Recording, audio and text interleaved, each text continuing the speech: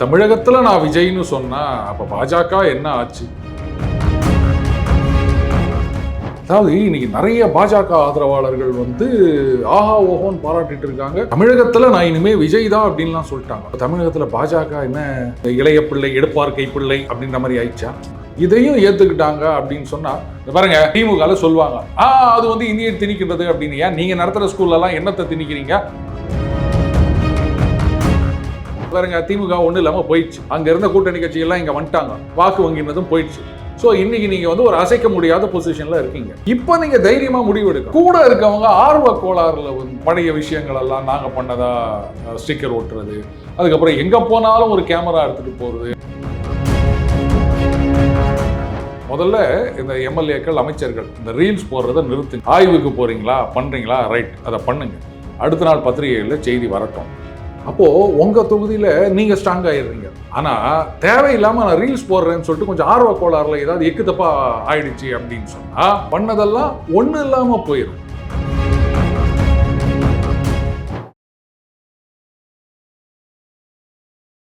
இளையபாரத நேயர்களுக்கு வணக்கம். இன்னைக்கு நம்ம நேர்களில் நம்ம சிறப்பு விருந்தினர் அரசியல் சாணக்கியர் நம்ம அருண் சார் அவர்கள் தான். சார் வணக்கம் சார். வணக்கம் விக்ரம். தயவு செஞ்சு இந்த அரசியல் சாணக்கியர்னு மட்டும் சொல்லிடாத, வானா விட்டுரு. வெறும்னா அருண், டே அருண்னு கூட சொல்லு. இந்த பட்ட பெயர்லாம் வேணாம்.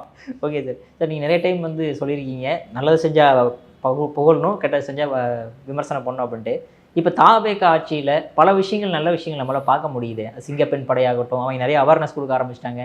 இன்னொரு பக்கம் அலிஷா அப்துல்லா வந்து கம்ப்ளைண்ட் கொடுத்த உடனே சூர்யாவை அரெஸ்ட் பண்ணுறாங்க. கர்நாடகாவில் போய் நம்ம இவரை தூக்கிட்டு முத்தாரை தூக்கிட்டு வராங்க.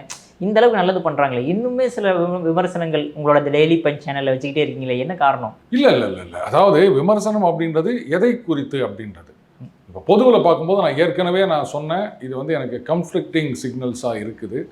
ஒரு பக்கம் நல்ல விஷயங்கள்லாம் நடந்து கொண்டு இருக்கின்றது, இன்னொரு பக்கம் சில விஷயங்கள் வந்து கொஞ்சம் ஒரு அவநம்பிக்கை கொடுக்கின்றது. இப்போதைக்கு அந்த நம்பிக்கை கொடுக்கின்ற விஷயம் தான் அதிகமாக இருக்குது அப்படின்னு நம்ம சொல்லணும். ஒன்று சொல்லிட்டா, பாஜகவே பாராட்டுகின்ற ஆட்சியாக இருக்கின்றது தாவேகா. அப்படியே அந்த அளவுக்கு இல்லையா? பின்ன அதாவது இன்னைக்கு நிறைய பாஜக ஆதரவாளர்கள் வந்து ஆஹா ஓஹோன்னு பாராட்டிட்டு இருக்காங்க. தமிழகத்தில் நான் இனிமே விஜய் தான் அப்படின்லாம் சொல்லிட்டாங்க. இப்போ தமிழகத்தில் பாஜக என்ன இந்த இளைய பிள்ளை எடுப்பார் கைப்பிள்ளை அப்படின்ற மாதிரி ஆயிடுச்சா? அப்படின்னு சொல்ல முடியாதுல்ல சார். ஏன்னா சென்ட்ரல் கவர்மெண்ட் கொடுக்கக்கூடிய ஸ்கீம்ஸ் எல்லாம் ஸ்டிக்கர் ஒட்டிக்காம கண்டினியூ பண்ணுறாங்க. இன்னொன்று, அவங்க கொடுக்குற எந்த ஸ்கீமாக இருந்தாலும் இம்ப்ளிமெண்ட் பண்ணுறோன்னு சொல்லிட்டாங்களே சில விஷயங்களை தவிர. அதுக்காக தமிழகத்தில் நான் விஜய்னு சொன்னால் அப்போ பாஜக என்ன ஆச்சு? சரி, அது இருந்துட்டு போட்டோம். இப்போது அந்த அரசு அலுவலகங்களில் குறிப்பாக அந்த பத்திரப்பதிவுத்துறை, அதுக்கப்புறம் அந்த டாஸ்மாக்கு இதுவாகட்டும், இதிலெல்லாம் வந்து ஊழல் இல்லாமல், கமிஷன் இல்லாமல், இந்த பார்ட்டி ஃபண்ட் இல்லாமல் இது பண்ணணும் அப்படின்லாம் சில திட்டங்கள்லாம் கொண்டு வந்திருக்காங்க. நிஜமாகவே சந்தோஷமாக இருக்குது. என்ன ஒன்றுன்னா, நீங்கள் வந்து அமைச்சர்கள் மத்தியில் ஊழலை ஒழிப்பதுன்றது வந்து சுலபம். ஏன்னா அந்த கட்சி தலைவர் இல்லை முதலமைச்சர், பிரதம மந்திரி, அவர் வந்து இது மாதிரிலாம் யாரும் பண்ணக்கூடாது அப்படின்னு சொன்னார்னா டவுன் த லைன் இது பண்ணிடுவாங்க. ஆனால் அரசு துறைகளில் அப்படின்னும் போது அது வந்து காலங்காலமாக இருக்கின்ற ஒரு வழக்கம், புரியுதுங்களா? அவ்வளோ சுலபத்தில் அது மாற்றுறது அப்படின்றது அதான் சொன்னேன், அது அவ்வளோ கஷ்டம். அது இட் வில் டேக் டைம். அது முயற்சி எடுக்கணும். அதுக்காக வந்து சார் அதை மாற்றவே முடியாது சார் அப்படின்னு சும்மா உட்காந்துட்டு இருக்க முடியாது. எங்கள் பாஸ் சொல்லுவார், இந்த ஊழலை ஒழிக்கணும், லஞ்சத்தை ஒழிக்கணும் அப்படின்னு சொன்னால் இந்த ஹியூமன் இன்டர்ஃபேஸை குறைக்கணும், ஒழிக்கணும் அப்படின்னு சொல்லுவார். எதுவாக இருந்தாலும் ஆன்லைனில் அப்ளை பண்ணுங்க, அது பாட்டுக்கு ப்ராசஸ் நடக்கும், அந்த ஸ்டேட்டஸ் என்ன நீங்கள் ஆன்லைனில் பார்த்துக்கலாம் அப்படின்னு சொன்னால் அப்போ அந்த ஊழல் அப்படின்றதுக்கு இடம் இல்லை. ஒரு காலத்தில் இந்த ட்ரெயினில் ரிசர்வேஷன் அப்படின்றதெல்லாம் மேனுவலாக இருந்தப்போ அப்போவும் வெயிட்டிங் லிஸ்ட்லாம் இருந்தது தெரியுமா? இப்போ மட்டும் இல்லை. அப்போ யார் கேன்சல் பண்ணால் யாருக்கு கிடைக்கும் அப்படின்றதெல்லாம் நமக்கு தெரியாது, டிரான்ஸ்பேரன்சி கிடையாது. இப்போ நீங்கள் வெயிட்டிங் லிஸ்ட்டு RAC அப்படின்னு போட்டிங்கன்னா ஆட்டோமேட்டிக்காக அது பாட்டு கேன்சல் ஆகும், அதுவாக மூவ் ஆகிட்டு இருக்க போகிறது. மனுஷனுடைய இன்டர்ஃபியரன்ஸே அங்கே கிடையாது. இந்த மாதிரி தான் எல்லா இடத்துலையும் பண்ணணும். அதுக்காக எல்லா இடத்துலையும் பண்ண முடியுமான்னு தெரியாது. ஈவன் தமிழக அரசாங்கத்தில் கூட பார்த்தீங்கன்னா இந்த பட்டா மாற்றம், அதுக்கப்புறம் இந்த EBயில் பேர் மாற்றுறது, இதையெல்லாம் வந்து ஆன்லைனில் கொண்டு வரணும் அப்படின்னும் போது அதுலேயும் சில சிக்கல்கள்லாம் வந்தது. ஸோ அதை கொஞ்சம் சுகுராக வாட்ச் பண்ணி எதனால் பிரச்சனை அப்படின்னு சரி பண்ணோம் அப்படின்னு சொன்னால் நாளாவட்டத்தில் உடனே ஒரேடியாக ஒழிக்க முடியாட்டா கூட அதை குறைக்கலாம். இந்த லா அண்ட் ஆர்டர் அப்படின்றது வந்து அரசுக்கு கெட்ட பேரை ஏற்படுத்தக்கூடிய ஒரு விஷயம். அதே சமயத்தில் இந்த லஞ்சத்தை நீங்கள் குறைக்கிறீங்க அப்படின்னு சொன்னால் இந்த பக்கம் பயங்கர ப்ளஸ்ஸை கொண்டு வரும் உங்களுக்கு. இப்போ வந்து அந்த விபிஜி ராம்ஜி அந்த ஸ்கீம் அக்செப்ட் பண்ணிட்டாங்கன்னு சொல்கிறாங்க. அதுக்கப்புறம் இந்த ஜல்ஜீவன் ஸ்கீம் அதுவும் ஏற்றுக்கொண்டார்கள் அப்படின்னு சொன்னாங்க. அதே மாதிரி நவோதயா இதையும் ஏற்றுக்கிட்டாங்க அப்படின்னு சொன்னால், இந்த பாருங்க திமுகவில் சொல்லுவாங்க அது வந்து இந்தியை திணிக்கின்றது அப்படின்னு. ஏன் நீங்கள் நடத்துகிற ஸ்கூல்லலாம் என்னத்தை திணிக்கிறீங்க? தயாநிதி மாறன் அவர்களுக்கு யார் இந்தியை திணிச்சு அவர் இந்தியை படித்து எடுத்த உடனே சென்ட்ரல் மினிஸ்டர் ஆனாரு அப்படின்னு திருப்பி கேட்டால் அத்தோட முடிஞ்சு போச்சு. அடுத்தது இன்றைக்கு வந்து முதலமைச்சர் அவர்களுக்கு இருக்கின்ற மிகப்பெரிய அட்வான்டேஜ் என்ன அப்படின்னா, ஆமாங்க நவோதயா ஸ்கூல் வந்து நல்ல ஸ்கூல், அங்கே வந்து ஃபீஸ் கம்மி, அது உண்டு உறைவிட பள்ளி ரெசிடென்ஷியல் ஸ்கூல்னு சொன்னால் தான் நமக்கு தெரியும். அங்கே படிக்கிறவங்கெல்லாம் வந்து நிறைய அந்த நீட் ஆகட்டும் இல்லை ஜேஇ ஆகட்டும் ஸ்கோர் பண்ணிட்டு இருக்காங்க. நம்ம பசங்களுக்கு வந்து இந்த மாதிரி விலை இல்லாமல் ஒரு எஜுகேஷன் கிடைக்குது அப்படின்னு சொன்னால் அதையே நம்ம தடுத்து நிறுத்தணும். மத்திய பள்ளிகளே கூடாது, சிபிஎஸ்சியில் வந்து இந்தியை திணிக்கிறாங்க அப்படின்னு சொன்னால் வடசென்னை எம்பி தானே மாறன், அவர் அது கலாநிதி மாறனா அவர் பேர். ஆமாம், அவர் என்ன சொன்னார், ஏன் தொகுதியில் வந்து ஒரு கேந்திரிய வித்யாலயா வேணும் அப்படின்னு கேட்டார். ஏன் கேந்திரிய வித்யாலயானா இந்தி தானே, ஏன் நம்ம சமச்சீர் கல்வியில் ஒரு நல்ல ஒரு ஸ்கூலாக கொண்டு வாங்க அப்படின்னு கேட்க வேண்டியது தானே, எதுக்கு வந்து சென்ட்ரல் ஸ்கூல் கேட்குறீங்க நீங்கள்? அதனால் இது வந்து நல்லதுங்க, மக்களுக்கு இது மாதிரி கிடைக்குதுங்க அப்படின்னு முதலமைச்சர் அவர்கள் ஒரு வார்த்தை சொன்னார் அப்படின்னு சொன்னால் அதுக்கு அப்பீலே கிடையாது. இவங்க என்ன ஒன்றா திமுகவில் குய்யாமையான்னு கத்தட்டும், ஜனங்க மத்தியில் அது எடுபடாது. ஸோ அந்த அளவுக்கு அவருக்கு இன்னைக்கு ஒரு செல்வாக்கு இருக்குது அப்படின்னும் போது அதை தைரியமாக யூட்டிலைஸ் பண்ணிக்கணும். ஈவன் இப்போ நீட்டை எதிர்த்து ஏதோ கோரிக்கை வச்சிருக்காரு அப்படின்னு சொல்கிறாங்க. பாருங்க, இது வந்து சுப்ரீம் கோர்ட்டு தீர்ப்பு வரைக்கும் போயாச்சு. இனிமேலெல்லாம் அதை மாற்ற முடியாது. அது என்ன தமிழகத்துக்கு மட்டும் விலக்கு அப்படின்னு இவங்க கேட்டுக்கிறாங்கன்னு தெரியல. காங்கிரஸ்லேயே அதான் சொல்கிறாங்க, ராகுல் காந்தி அவர்களது கொள்கை தமிழகத்துக்கு மட்டும் விலக்கு அப்படின்னா. ஏன் தமிழகத்தில் இருக்க பசங்களுக்கெல்லாம் வந்து எக்ஸாம் எழுத முடியாதா? எங்கள் பசங்கள்லாம் என்ன வந்து முட்டா பசங்களா? மற்றவங்களோட கம்பீட் பண்ண முடியாதா? ஃபர்ஸ்ட் மார்க் வாங்கிக்கிறாங்க நம்ம பசங்க. ஏன் இந்த மாதிரியே வந்து பாஜகவில் வந்து எங்களுக்கு 3% தான் அப்படின்னு இவங்களே இவங்களை குறைச்சிக்கிற மாதிரி எங்கள் பசங்களாம் எக்ஸாம் எழுத முடியாது, கம்பீட் பண்ண முடியாது ஏன் சொல்லி நிற்கிறீங்க? உலகம் முழுக்க நம்ம ஆளுங்க கம்பீட் பண்ணி நிற்கிறாங்க. கூகுளில் மேலே போய் உட்காந்து நிற்கிறாரு நம்ம ஆளு. அப்புறம் நம்ம பசங்களுக்கு வந்து எக்ஸாம் எழுத முடியாது, கஷ்டம் அப்படின்னு சொல்லியிருந்தா. ஸோ இதை அவர் புரிஞ்சுக்கிட்டு, கரெக்டுங்க நீட்டை வந்து ஒழிக்க முடியாது, அப்போது சில விஷயங்கள் வந்து நீ தவிர்க்க முடியாது அப்படின்னும் போது அதோட கூடி வாழ பழகி கொள்ள வேண்டும். கொசு என்ன தான் பண்ணுங்க, அது ஒன்றும் ஆகாதுங்க. ஸோ அத்தோட இருக்க நம்ம பழகிட்டோம்ல, எலி அந்த மாதிரி. ஸோ அந்த மாதிரி நீட்டு ஒன்று, அதுக்கு வந்து நம்ம பசங்களை தயார்படுத்தணும். நீட்டுக்கு வந்து ஸ்கூல்லையே கோச்சிங் கொடுக்கறதுக்கு ஏற்பாடு பண்ணுறோம். இல்லை பரீட்சை முழு பரீட்சை முடிஞ்ச பிறகு அவங்களுக்கு 1 மாதம் ஸ்கூல்லையே நாங்கள் வந்து கோச்சிங் சென்டர் ஏற்பாடு பண்ணுறோம். எதுக்கு நீங்கள் காசு கொடுத்து அங்கே போனோம்? நாங்களே நல்ல டீச்சர்ஸு இதில் ட்ரெயின்டு பர்சன்ஸை நாங்கள் கூப்பிட்டு வந்து, இப்போ இந்த நாம் முதல்வன் திட்டத்தில் வந்து இந்த சிவில் சர்வீசஸுக்கு பண்ணி எத்தனை பேர் வந்தாங்க அப்படின்னு சொல்கிறாங்க இல்லையா? அந்த மாதிரி நீட்டில் நம்ம பசங்க நிறைய பேர் டாக்டராக வரட்டும். நம்ம ஊர் கோட்டா மட்டும் இல்லை, ஆல் இண்டியா கோட்டாலையும் நம்ம பசங்க போயிட்டு கம்ப்ளீட் பண்ணட்டும். எங்கே பார்த்தாலும் நம்ம பசங்க படிக்கிற மாதிரி நாம் ட்ரெயின் பண்ணணும் அப்படின்னு அவர் ஒரு ஸ்டேட்மெண்ட் கொடுத்தாருன்னா இவங்கெல்லாம் வந்து யாராவது மாட்டேன்னா சொல்ல போகிறாங்க. அந்த செல்வாக்கை ஒரு போல்டாக யூட்டிலைஸ் பண்ணிக்கணுங்க. சும்மா வந்து திமுக இது பாருங்க, திமுக ஒன்றும் இல்லாமல் போயிடுச்சு. அங்கே இருந்த கூட்டணி கட்சிகள்லாம் இங்கே வந்துட்டாங்க, வாக்கு வங்கினதும் போயிடுச்சு. ஸோ இன்றைக்கி நீங்கள் வந்து ஒரு அசைக்க முடியாத பொசிஷனில் இருக்கீங்க. இப்போ நீங்கள் தைரியமாக முடிவு எடுக்கணும். அது திமுக என்ன சொல்லுவாங்க, அவங்க என்ன சொல்லுவாங்க, இதை பற்றிலாம் கவலையே படாதீங்க, அவங்க என்ன வேணால் சொல்லிட்டு போட்டோம். இதுதான் வந்து நான் பார்க்கறது. இந்த மாதிரி செஞ்சால் இதுதான் வந்து உண்மையான மாற்றமாக இருக்க முடியும். மற்றபடி நீட்டு கூடாது, இது கூடாது, அது கூடாது, திமுக பண்ணதையே நீங்களும் சொல்லிட்டு வந்தீங்கன்னா அப்புறம் இதில் என்ன மாற்றம் இருக்குன்னு சொல்லுங்கள். Be bold and face the world அப்படின்னு எங்கள் வாத்தியார் சொல்லுவார். அது எல்லாருக்கும் அவங்கவுங்க வாத்தியார் சொல்லியிருப்பாங்க அப்படின்னு நினைக்கிறேன். ஸோ அதனால் துணிச்சலாக இவர் நிறைய நடவடிக்கைகள் எடுக்கலாம். சிங்கப்பெண் அப்படின்றது கூட பாருங்கள், பிங்க் பெட்ரோல் இருந்தது, அதை வந்து இந்த மாதிரி பண்ணிட்டாங்க அப்படின்னு சொல்லி நிற்கிறாங்க. சரி ரைட்டு. ஆனால் ஒன்று தான் விக்ரம், முதலமைச்சர் அவர்களை பொறுத்த வரைக்கும் அந்த இன்டென்ட் நல்லதாக தான் தெரியுது. ஆனால் கூட இருக்கவங்க ஆர்வ கோளாறில் வந்து அந்த பழைய விஷயங்களெல்லாம் நாங்கள் பண்ணதாக ஸ்டிக்கர் ஒட்டுறது, அதுக்கப்புறம் எங்கே போனாலும் ஒரு கேமரா எடுத்துகிட்டு போகிறது, அதுக்கப்புறம் இந்த மைக் இருக்குது பாரு, இதெல்லாம் எடுத்துக்கிட்டு வந்து ஆய்வுக்கு போகிறது அப்படின்னும் போது சலிக்க வைக்க ஆரம்பிச்சிடும். இதில் கொஞ்சம் அந்த ஓவர் கில் அப்படின்னு சொல்லுவாங்க ஆங்கிலத்தில். அந்த மாதிரி ரொம்ப இது மாதிரி பண்ணீங்க அப்படின்னா அது ட்ரோல் மெட்டீரியலாக மாறி நிறைய இடங்கள்ல பாருங்க. ஒரு ஆஸ்பத்திரின்னு நினைக்கிறேன், அங்கே டாக்டர் ஏதோ சொல்லிட்டு இருக்காரு, இவர் அதை பார்த்து கேட்டீங்க வந்து சிஎம் ஃபோட்டோ ஏன் இங்கே மாட்ட மாட்டீங்களா அப்படின்றாரு. நீங்கள் ஆஸ்பத்திரிக்கு போகிறீங்கன்னா அங்கே என்ன கேட்கணுமோ அதை கேட்கணும். இந்த சிஎம் ஃபோட்டோ தானே முக்கியம். அப்போது உங்களுடைய எஃபர்ட் எல்லாமே ஒன்றும் இல்லாமல் போயிடுது. பார்க்குறவங்க இது வந்து பக்கா ட்ரோல் மெட்டீரியல் ஆகிடுது இல்லையா? இதுதான் வந்து திமுகவுக்கு கிடைச்சிருக்க ஹேண்டில். இதை வச்சு தான் அவங்க இது பண்ணுவாங்க. அவங்க கருத்தையே சொல்ல வேணாம், இதை பார்த்தீங்களா என்ன பண்ணுறாங்க பாருங்க அப்படின்வாங்க.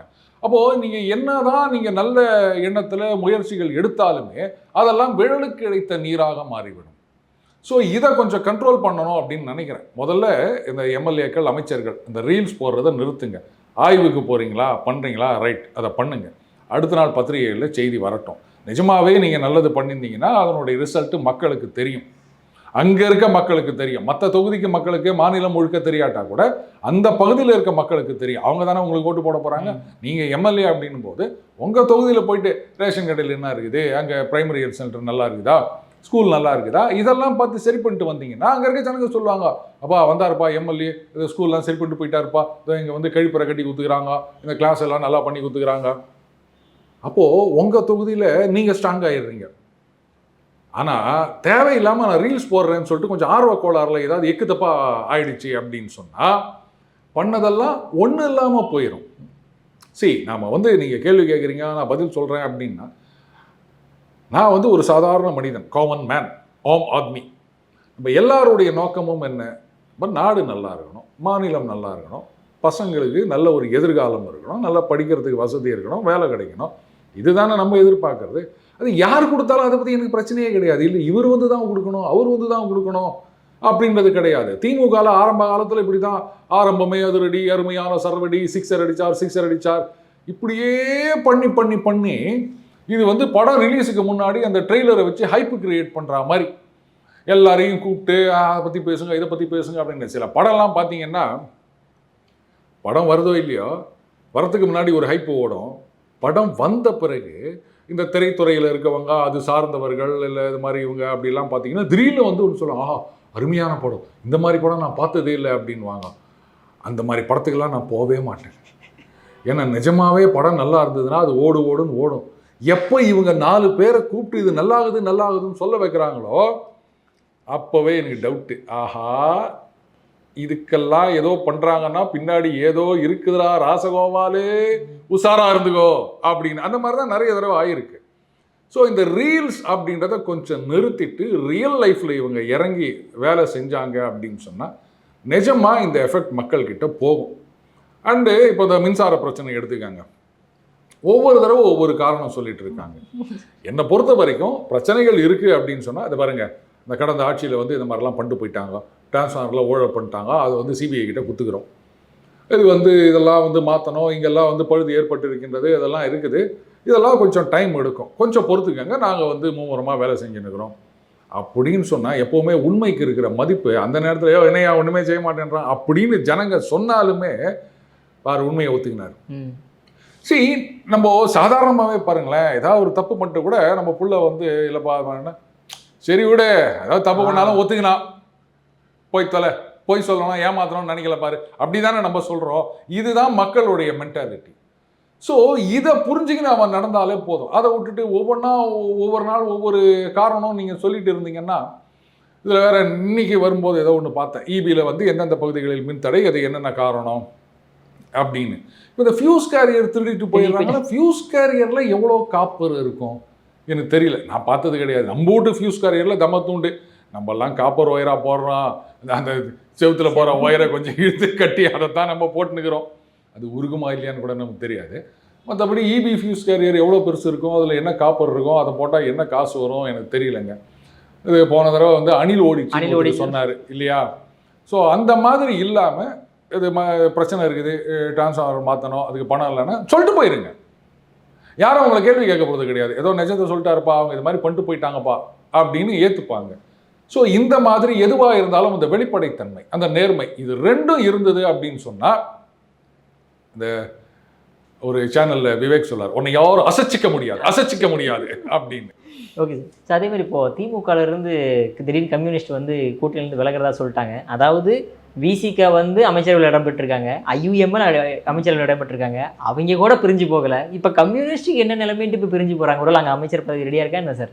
இல்லை அவங்க பதவியெல்லாம் ஏற்றுக்க மாட்டாங்க. ஆனால் அவங்கள கூட சேர்த்ததே கூட கொஞ்சம் குடைச்சல் தான். ஏன்னா தொழில் நிறுவனங்கள் கொஞ்சம் யோசிக்கலாம். என்னப்பா அது கம்யூனிஸ்ட் ஆட்சியில் வேற இருக்காங்க, ரெண்டாவது அவங்கள நம்பி தான் இப்போ ஆட்சின்றது இருக்குது இல்லையா. அந்த 4 பேர் வெளில வந்துட்டாங்க அப்படின்னு சொன்னால் கஷ்டம். நாளைக்கு வந்து இவங்க சும்மா இல்லாமல் எங்கேயாவது யூனியன் பிரச்சனை ஸ்ட்ரைக்குன்னு ஏதாவது கொச்சல் கொடுப்பாங்களா அப்படின்னு அவங்க யோசிக்கலாம். அதெல்லாம் யோசிக்காதீங்க. இவங்கள மாதிரி முட்டு கொடுக்குறவங்கள நீங்கள் இந்த உலகத்தில் பார்க்கவே முடியாது. அட்லீஸ்ட் கூட்டணியில் இருந்து கூட்டணியில் இருக்கிறத விட எதிர்கட்சியாக இருக்கும்போது அப்போ ஒன்றா கொச்சல் கொடுப்பாங்களே தவிர, கூட்டணின்னு வந்தாச்சுன்னா முட்டு தான் கொடுப்பாங்க. அதனால் நீங்கள் பயப்படவே வேணாம். தொழில் பண்ணணும் அப்படின்னு நினைக்கிறவங்க, இன்ஃபேக்ட் அவங்க கூட்டணியில் இருக்கிறதுனாலேயே நீங்கள் சந்தோஷமாக வரலாம். அவங்க ஆளுங்கட்சியில் இருக்காங்கப்பா, இனிமேல் வரமாட்டாங்க, ஏன்னா வேற போக்கிடம் கிடையாது. சொல்லிட்டாங்கல்ல நாங்கள் கூட்டணியிலே இல்லை அப்படின்னு சொல்லிட்டு. இப்போ எப்படி நாளைக்கு மறுபடியும் திரும்பி வருவாங்களா? இல்லைங்க, அது சும்மா உலக ஆட்டிக்கு சொன்னோம், மறுபடியும் எங்களை சேர்த்துக்கங்க ஆட்டிக்கு அப்படின்னா சேர்த்துப்பாங்களா? இப்போது அவங்களுடைய நிலைமை இன்னும் மோசமாக இருக்குது. விக்ரம், ஒன்று கவனிச்சிங்களா?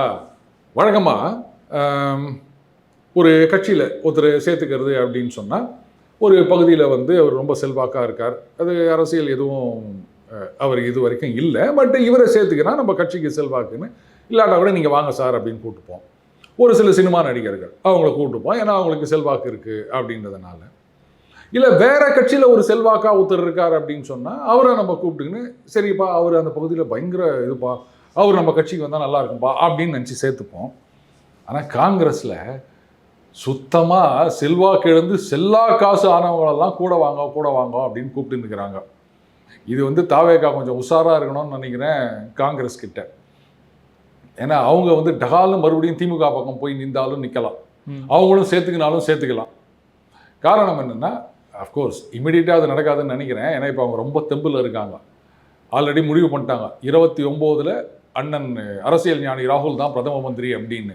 ஏன்னா திரிணாமுல் காங்கிரஸ் சொல்லியிருக்காங்க, நீங்கள் வாங்கோ, நாங்கள் வந்து உங்களுக்கு நேஷனல் வைஸ் பிரசிடென்ட் போஸ்ட் கொடுக்குறோன்ற அளவுக்கு பேச்சு நடந்துனுக்கு தான்.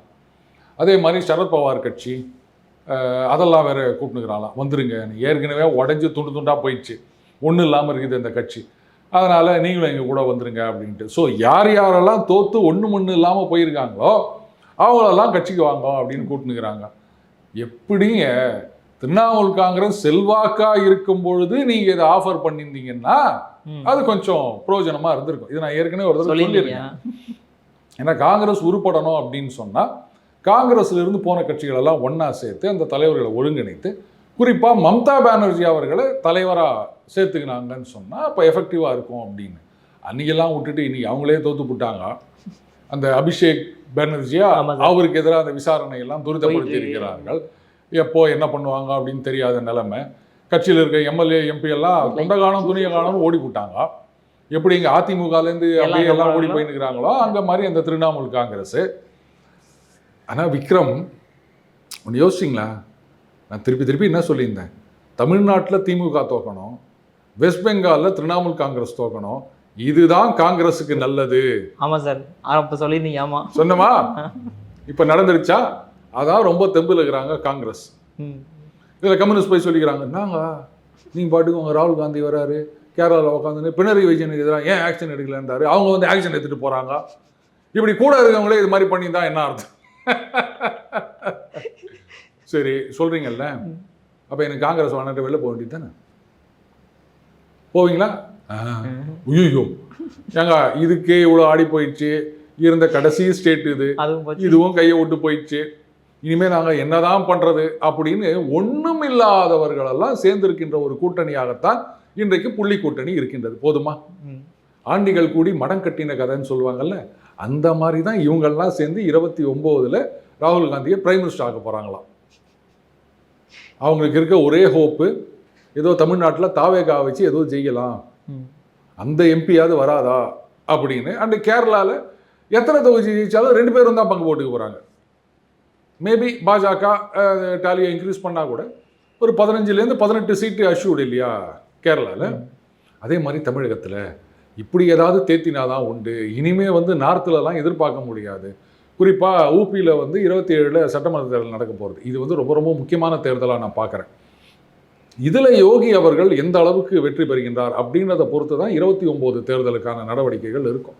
காங்கிரஸ் வந்து அதைத்தான் பார்த்துட்டு இருக்காங்க. சமாஜ்வாடி பார்ட்டிக்கு இப்போ வந்து என்ன பண்ணுறதுன்னு தெரியாத நிலைமை. காங்கிரஸை சேர்த்துக்கிறதா இல்லை அவங்கள கழிச்சு விட்டுறதா? காங்கிரஸை சேர்த்துக்கினா என்ன ஒரு 2-3% இல்லை 4% ஓட்டு வருமா? அது இல்லைன்னா என்ன ஆகும்? இப்போ அதில் இன்னொரு பிரச்சனை என்னென்னா, எல்லாம் ஒரு கட்சியை நீங்கள் கணக்கே எடுத்துக்கல. இந்த புள்ளி கூட்டணியில் பகுஜன் சமாஜ் பார்ட்டின்னு ஒன்று இருக்குது தெரியுமா? ஆமாம் சார். அந்த கட்சியை பற்றி யாரும் பேசலை. மாயாவதி அவர்களை பற்றி யாரும் எதுவும் பேச மாட்டேங்கிறாங்க. அவங்களும் எந்த ஸ்டேட்மெண்ட்டும் கொடுக்கல. ஆனால் அங்கே யூபியில் வேறு மாதிரி நடந்துட்டுருக்குன்னு சொல்கிறாங்க. சமாஜ்வாடி பார்ட்டி தலைவர் வந்து ஒன்றும் கண்டுக்காமல் இருக்கார். அதனால் இனிமேல் சரிப்பட்டு வராது, நம்ம பிஎஸ்பிக்கு போகலாம் அப்படின்னு ஒரு மைக்ரேஷன் நடந்துட்டு இருக்கிறதா சொல்கிறாங்க. ஸோ தேர்தல் நேரத்தில் பிஎஸ்பியோடைய அந்த ரிசர்ஜன்ஸ் அது எப்படி இருக்குது அப்படின்றதையும் நம்ம பார்க்கணும். ஏன்னா அவங்க பெரும்பாலும் தனியாக தான் நிற்பாங்க. இவங்களோடலாம் கூட்டணி வரமாட்டாங்க அவங்க. ஸோ அப்படி வந்துருச்சு அப்படின்னு சொன்னால் சுத்தமாக 27 சமாஜ்வாடி பார்ட்டி ஒன்றும் இல்லாமல் போயிடுச்சுன்னா அப்போ வேணால் மறுபடியும் திமுகவை சேர்த்துக்கலாம் அப்படின்னு ஒரு பாட்டு பாடுவாங்க. திமுக அதுக்கு என்ன பண்ணுவாங்கன்றதை பொறுத்து இருந்து தான் பார்க்கணும். சூப்பராக எக்ஸ்பிளைன் பண்ணுங்க சார். உங்கள் பொன்னான நேரத்தில் இளையபாலம் மிக்க நன்றி சார். நன்றி வைக்கிறோம்.